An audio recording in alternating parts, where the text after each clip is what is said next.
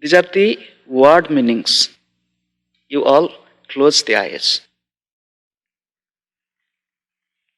Listen to this first verse with love. Manobuddhyahankara Chitani naham Nacha srotra jiuhe Nacha krana netri Nacha pyoma bhumir Na tejo na vayu Chidananda rupa Shivoham Shivoham Chidananda rupa Shivoham Shivoham Shivoham Shivoham Shivoham Shivoham Chidananda rupa Shivoham Shivoham Shivoham Shivoham Shivoham Shivoham Shivoham Shivoham Shivoham Shivoham Chidananda rupa Shivoham Shivoham Shivoham Shivoham Shivoke Baloham Chidananda rupa Shivoham Shivoham Chidananda rupa Shivoham Shivoham. I am not the mind or the intellect, neither I am the ego nor the memory, nor am I the ear, the tongue, the nose or the eye. I am not the sky, the earth, the fire or the wind. I am the bliss of consciousness. I am divine, divine I am. I am Shiva, Shiva I am. Open your eyes. Who am I? The question is, who am I? Adi Shankara is beginning with this verse, I am not the mind. Because why he started with mind, not with any other thing? Because we are thinking a lot. Man is a thinking animal. Other animals sometimes think, but they don't think too much as we think. How much do we think? How rush, turbulent thoughts are within us. One young monk, along with his brother monk too, they are sitting on the bank of the Ganga. Both are sitting and the water is flowing down, strong current. And they found one young lady flowing down in the current, almost going to die, helplessly. And looking at this tragedy, one young monk jumped into water. When he went into water swimming, catching hold of that young lady in one arms and swimming, coming to the riverside, bank of the Ganga, and bringing her, the clothes are not in proper condition, and he found that she has drunk lots of water. So pressing the belly and bringing the water out for artificial respiration, keeping mouth with the mouth and blowing air within, the other monk is reacting like anything. What is he doing?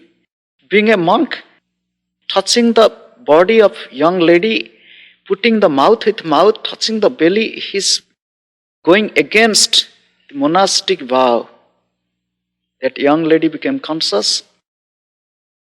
Gaining her consciousness, thanked the young monk and went in her way.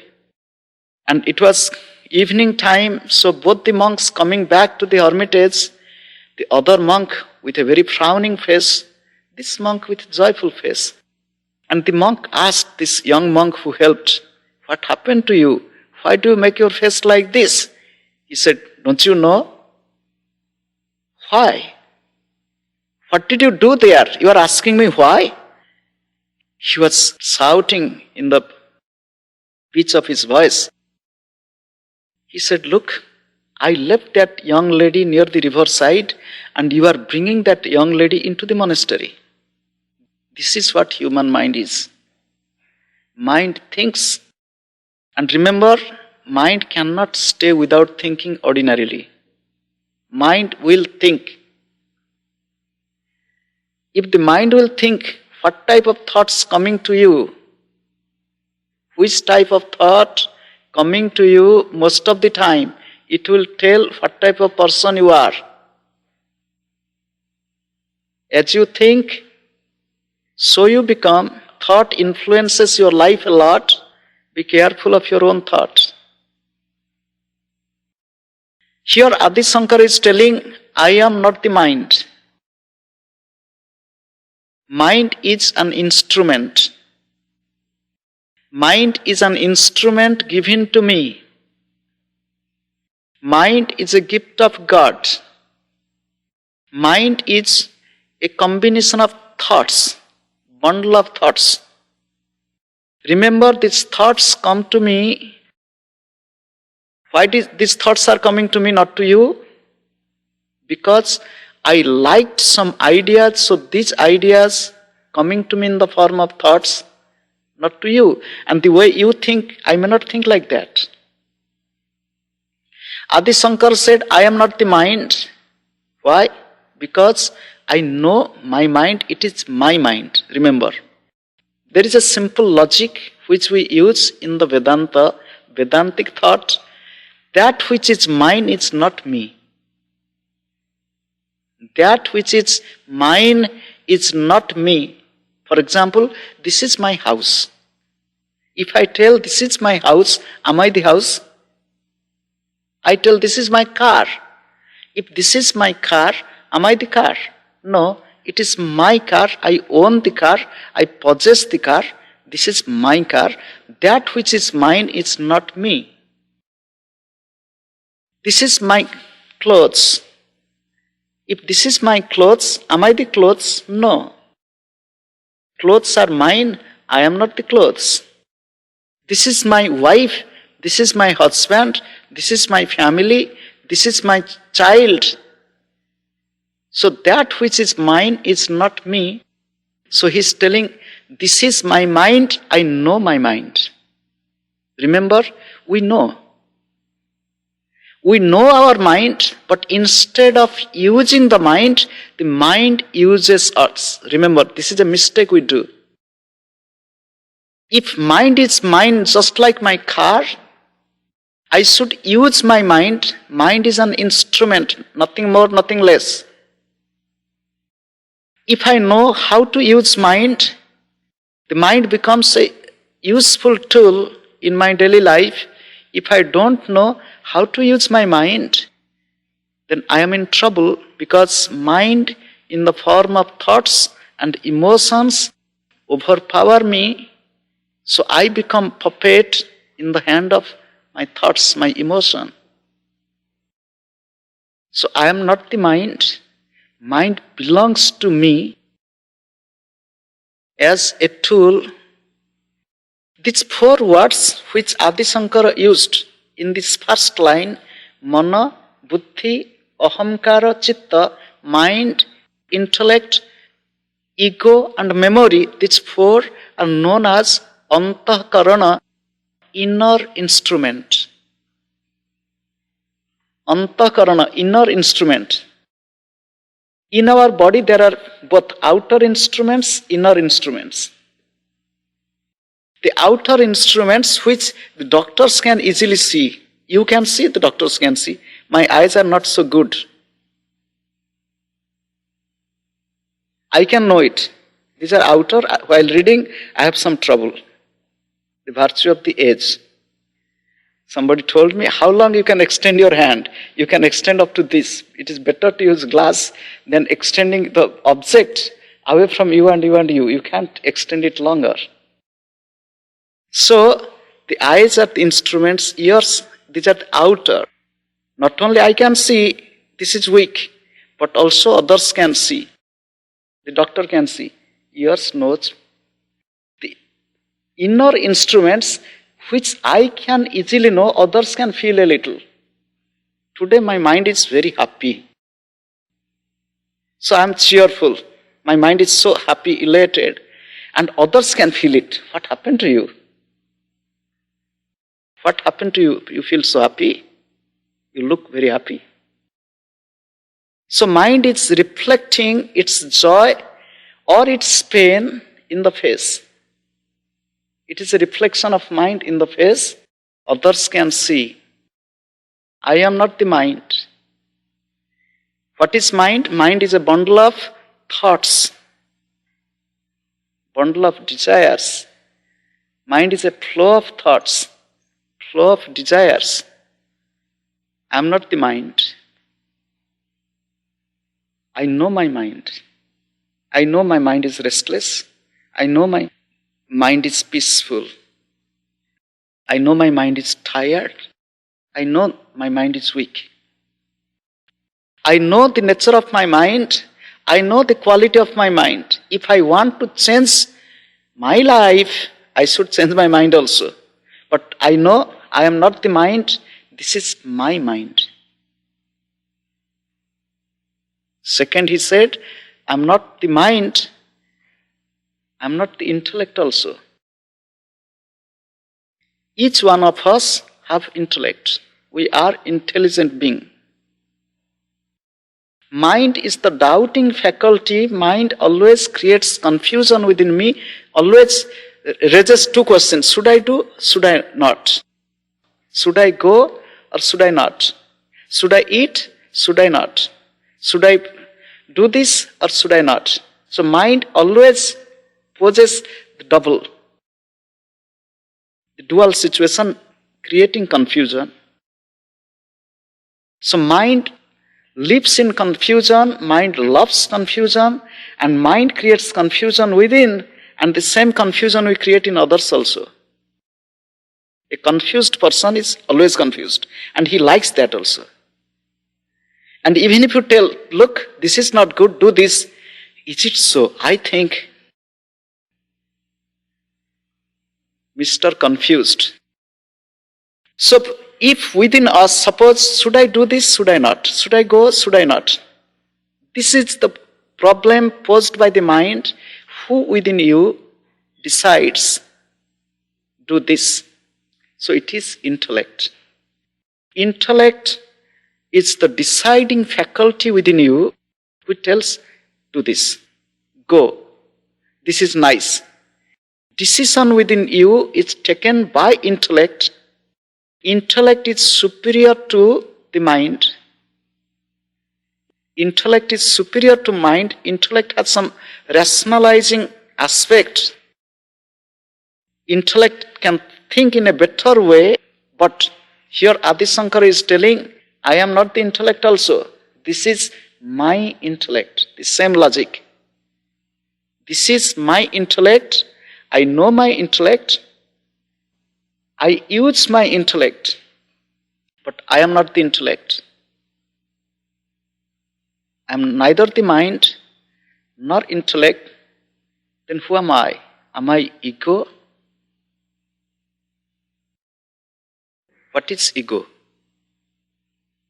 What is ego? And be careful.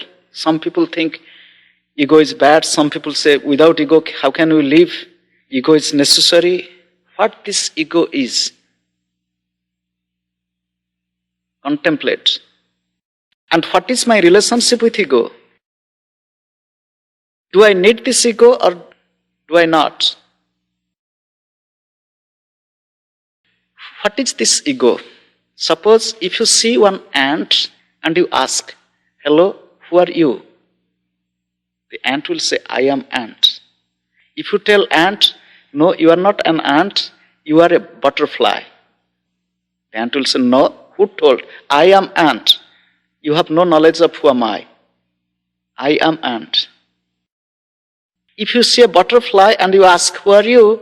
He will say, I am butterfly. If you say, no, you are an ant. Butterfly will say, no, I am a butterfly. So if you think, if they have the words to communicate, if you ask a flower, who are you? I am flower.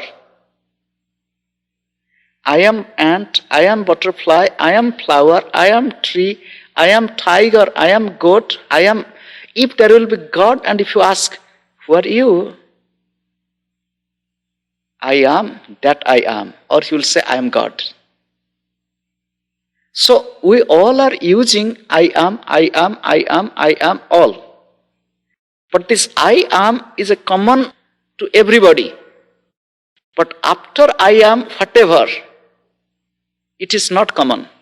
I am is the common factor, remember. The butterfly will say I am. The man will say I am.